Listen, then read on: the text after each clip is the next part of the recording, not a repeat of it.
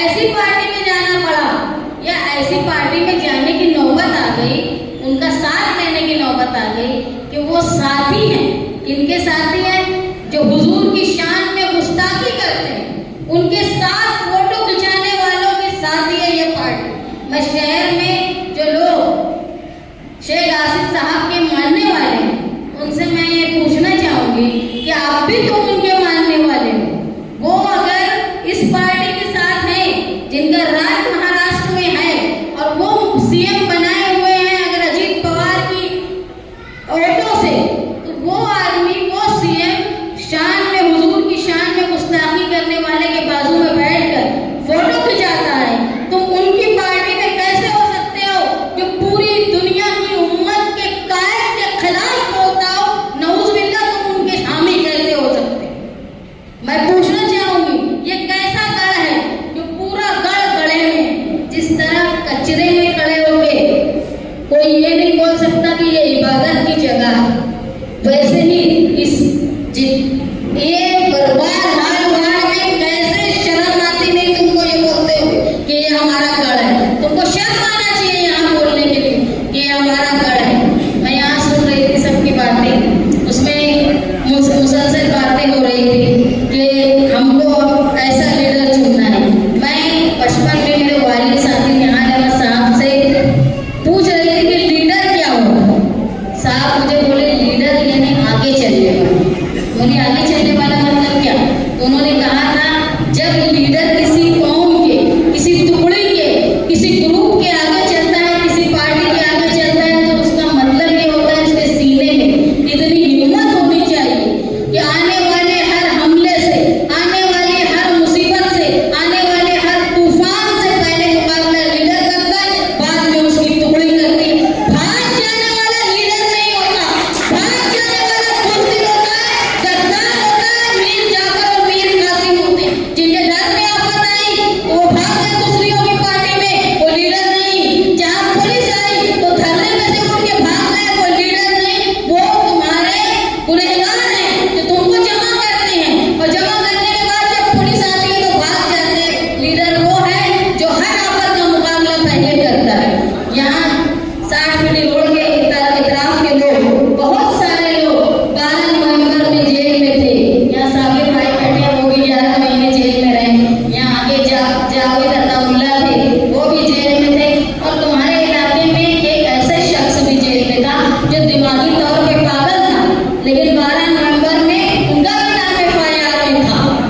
ऐसे वक्त भी मैं यहाँ पर आई, इनके घर वालों से मुलाकात की, तब भी मैंने महसूस किया कि इस शहर में लीडरान बिल्कुल परवाह नहीं कर रहे हैं जो लोग जेल में, लेकिन जो अपने घर की बात आती है तो ये पार्टी से वो पार्टी बंदर की तरह गुलाटियां खाने चले जाते हैं। ये तुम्हारे लीडर कभी नहीं, जो अपने मतलब के लिए लोगों का इस्तेमाल करते हैं।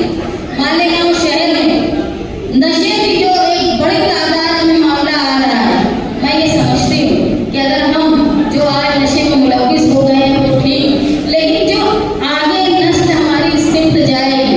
एहतशाम भाई यहाँ बैठे हैं, उनकी फिटनेस को देख के मैं अंदाजा लगा रही थी कि अगर हम हमारी नस्ल को स्पोर्ट्स की तरफ और जिम की तरफ माइल करेंगे तो हो सकता है उनके अंदर बुरे नशे के शौक ना पैदा हो। इसीलिए जरूरी है कि मालेगांव शहर में स्पोर्ट्स के लिए जगह मुख्तस हो।